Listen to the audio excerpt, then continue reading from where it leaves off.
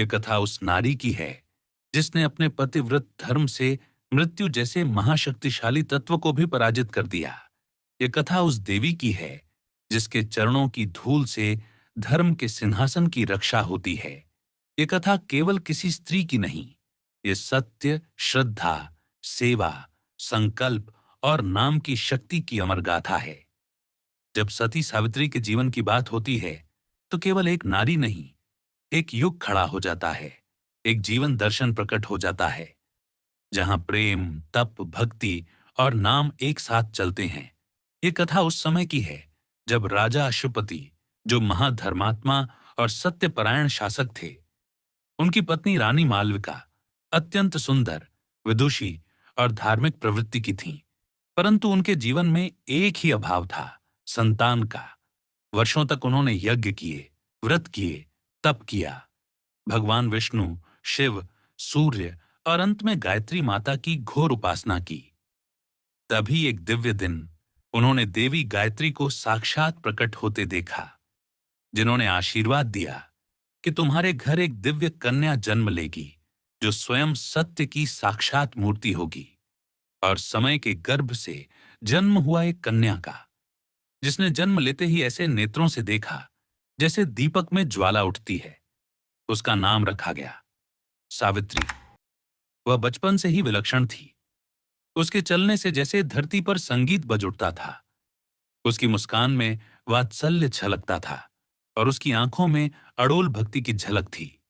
वह बाल्यकाल से ही ऋषियों मुनियों की संगति में रहती, धर्म ग्रंथ पढ़ती, तपस्वियों के साथ ध्यान करती और सबसे बड़ा उसका प्रिय कार्य था नाम का स्मरण।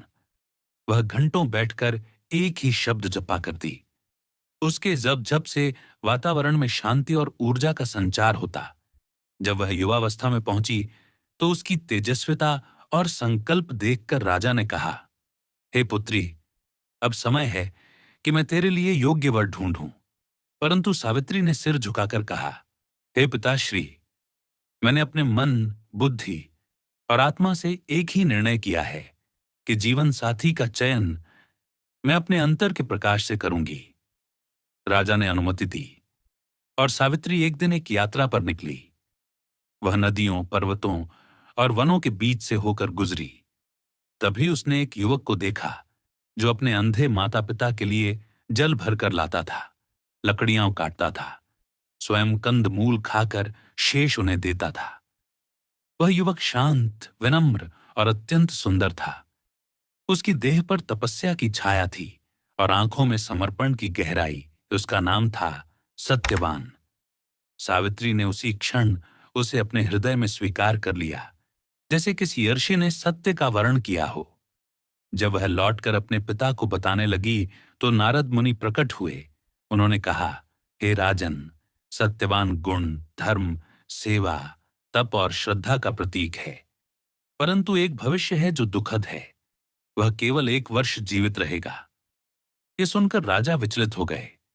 रानी ने आंसुओं से पूछा, पुत्री, क्या तू अब भी उस युवक से विवाह करेगी? पर सावित्री का उत्तर किसी वेद मंत्र की भांति अटल था। जहां मेरी आत्मा ने स्वीकार किया, वहां कोई डर, कोई मृत्यु, कोई भविष्य मुझे नहीं रोक सकता। जो मन, वचन और कर्म से पति बन चुका, उससे पीछे हटना मेरे धर्म के विपरीत है। राजा ने विवश होकर विवाह संपन्न कराया। सावित्री वन में अपने सास ससुर के साथ रहने लगी। वह सेवा में रत रहती, व्रत करती, ध्यान करती और प्रतिदिन प्रातः से रात्रि तक नाम का जप करती। उसके स्वर में इतनी मधुरता थी कि पक्षी तक रुककर सुनते थे, वन के वृक्ष तक झुक जाते थे और हवा तक उसकी भक्ति से शांत हो जाती थी। एक एक दिन बीतता गया और उस 1 वर्ष की अंतिम तिथि निकट आती गई, पर सावित्री का मन न डगमगाया, न घबराया, न रोया। उस दिन उसने निर्जला व्रत रखा। कहा, जब तक मेरे स्वामी की रक्षा न हो, मैं जल नहीं ग्रहण करूंगी। प्रातः जब सत्यवान लकड़ियां काटने चला तो सावित्री भी साथ गई। वह जानती थी कि यही वह दिन है जिसे यमराज स्वयं लेने आएंगे। वन में सत्यवान ने लकड़ी काटते काटते अचानक सिर में तीव्र पीड़ा महसूस की और सावित्री की गोद में गिर पड़ा। सावित्री ने अपने आंसुओं को रोकते हुए नाम का उच्चारण किया। तभी एक गहन अंधकार में यमराज प्रकट हुए। उनके हाथ में पाश था, उनके मुख पर गंभीरता थी और उन्होंने सत्यवान के सूक्ष्म शरीर को अपने साथ लिया और दक्षिण दिशा की ओर चल पड़े। सावित्री भी उनके पीछे पीछे चल पड़ी। यमराज ने रोका। हे देवी, यह मार्ग केवल आत्माओं का है, तुम लौट आ जाओ। सावित्री ने कहा, जहां तक मेरे पति की छाया है वहां तक मेरी धर्मपत्नी की छाया भी है। मुझे न रोको, मैं केवल धर्म का पालन कर रही हूं। यमराज प्रभावित हुए, बोले, मांगो एक वर, पर सत्यवान को नहीं। सावित्री ने कहा, मेरे ससुर को नेत्र ज्योति मिल जाए। यमराज ने तथास्तु कहा। फिर कुछ दूर चलने पर यमराज ने फिर कहा, अब रुक जाओ देवी। सावित्री ने कहा, जब तक मेरे स्वामी की गति रुकी नहीं, मैं कैसे रुकूं? यमराज ने फिर वर दिया, तुम्हारे ससुर को उनका राज्य पुनः प्राप्त हो। सावित्री ने धन्यवाद दिया और फिर उनके साथ चलती रही। तीसरी बार यमराज ने कहा, देवी, तुम बहुत थक गई होगी, बिना जल के चल रही हो, लौट जाओ। सावित्री ने हाथ जोड़कर कहा, मेरी भक्ति ही मेरा जल है, मेरा नाम ही मेरा प्राण है। जब तक मेरे स्वामी नहीं लौटते मैं न रुक सकती हूं न विश्राम कर सकती हूं। यमराज ने फिर वर देने को कहा। सावित्री ने कहा, मुझे 100 पुत्रों का वर दीजिए। यमराज ने तथास्तु कहा। अब चौथी बार जब उन्होंने कहा, अब तो लौटो देवी, सावित्री ने मुस्कुराकर कहा, आपने 100 पुत्रों का वर तो दिया, परंतु बिना पति के यह वर कैसे पूर्ण होगा? यमराज स्तब्ध रह गए। उनकी दृष्टि सावित्री के तेजस्वी मुख पर टिक गई। उन्होंने अपने हाथ की पाश से सत्यवान की आत्मा को मुक्त किया और कहा, देवी, तुम्हारी भक्ति, श्रद्धा, पतिव्रत धर्म और नाम की अटूट साधना ने मुझे पराजित कर दिया है। आज मैं तुम्हारे पति को जीवन दान देता हूं, क्योंकि तुम्हारी भक्ति केवल शब्दों में नहीं, तुम्हारे संकल्प, तप, सेवा और नाम की धारा में बह रही थी। तुम्हारे भीतर वह शक्ति है जो मेरे जैसे मृत्यु के अधिपति को भी दया और करुणा से भर देती है। सावित्री ने हाथ जोड़कर विनम्रता से कहा, हे धर्मराज, ये सब मेरी शक्ति नहीं, मेरे नाम का प्रभाव है। जिस नाम में सृष्टि की उत्पत्ति है, वही नाम मृत्यु को भी मोम सा पिघला देता है। मैं तो केवल उस नाम की साधका हूं जो मेरे स्वामी के चरणों से बंधा है। यमराज ने अपना हाथ आशीर्वाद की मुद्रा में उठाया और कहा, देवी, तुम्हारे पतिव्रत धर्म की चर्चा त्रिलोक में होगी। तुम उन महान नारियों में गिनी जाओगी जिनका स्मरण करके भी संकट टलते हैं। और तब यमराज अंतर ध्यान हो गए। सावित्री ने सत्यवान को उठाया, उनके माथे को चूमा और आंखों से आंसू बह निकले। पर वे आंसू पीड़ा के नहीं, विजय के थे। वह केवल एक नारी नहीं थी, वह एक युग की जागृति थी। वह स्त्री शक्ति का अमर दीप बन चुकी थी।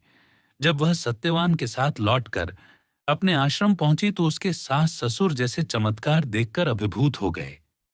उनकी नेत्र ज्योति लौट चुकी थी। मन में जो अंधकार था वह भी बुझ गया था। और तभी महल से दूत आए कि निष्कासन के वर्षों बाद अब उन्हें फिर से राज्य सौंपा जा रहा है। और उस दिन केवल राजमहल ही नहीं, पूरा वन, नदियां, पर्वत और आकाश तक सावित्री के नाम जब से गूंज उठा। सारे ब्रह्मांड ने जैसे उसकी साधना को सम्मान दिया। उस दिन पहली बार मृत्यु की हार और पतिव्रता नारी की विजय का गान हुआ। ये कोई सामान्य घटना नहीं थी, ये एक युग की चेतना थी। ये कथा केवल एक समय की नहीं, आज के समय की भी उतनी ही सत्य और उपयोगी है। क्योंकि जब कोई भी जीवन संकट में होता है, जब चारों ओर अंधकार घिराता है, जब मृत्यु और पीड़ा की छाया पास आ जाती है, तब अगर कोई वस्तु बचा सकती है तो वह है प्रेम, श्रद्धा, सेवा और नाम। सावित्री ने हमें दिखाया कि सच्चा प्रेम केवल पाने का नाम नहीं, वह तो देने, निभाने और अंतिम सांस तक साथ चलने का नाम है। उसने यह भी दिखाया कि नारी कोई अबला नहीं, बल्कि जब वह धर्म और नाम के पथ पर चलती है तो समस्त देवता भी उसका मार्ग रोकने की हिम्मत नहीं कर सकते। ये वही सावित्री है जिसे सुनकर आज भी भारत की लाखों स्त्रियां व्रत रखती हैं, निर्जल रहकर पति की दीर्घायु के लिए नाम का जप करती है, उसकी तरह बनना चाहती हैं, उसके पद चिन्हों पर चलना चाहती हैं। ये केवल कथा नहीं, प्रेरणा है। ये केवल घटना नहीं, दर्शन है। ये वह रेखा है जो दर्शाती है कि नारी के हृदय में अगर अटल विश्वास और अडिग भक्ति हो तो वह मृत्यु से भी जीवन छीन सकती है। ये वही शक्ति है जिसे आद्य शक्ति कहते हैं।